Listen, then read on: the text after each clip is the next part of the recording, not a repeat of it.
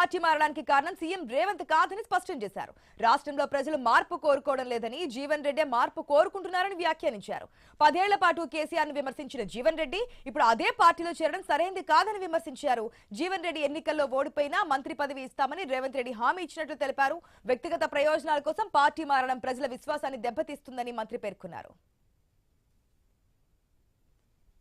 రాష్ట్రంలో కేబినెట్ మంత్రిగా పెద్ద శ్రీధర్ బాబుకు 5 సార్లు ఎమ్మెల్యే గెలిచి మంత్రిగా 3 సార్లు గెలిచిన రాష్ట్ర కేబినెట్ శ్రీధర్ బాబు గారు, నేను జిల్లా కాంగ్రెస్ సమయం మన మేడిపల్లి సత్యం గారు, ఆది శ్రీనివాస్ గారు, మహేష్ కుమార్ గౌడ్ గారు జరిగింది జరిగిపోయింది అన్న.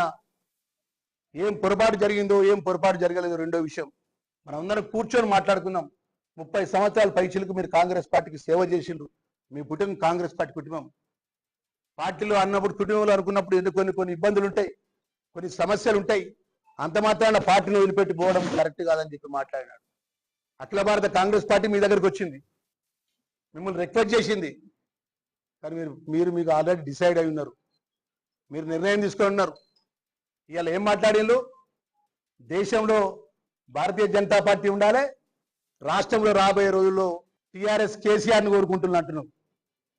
మరి టీఆర్ఎస్ కేసీఆర్ని కోరుకుంటే మన మున్సిపాలిటీ ఎలక్షన్స్లో ఎందుకు ఓడిపోయింది? టీఆర్ఎస్ ఎందుకు గెలవాలి ఈ రాష్ట్రంలో?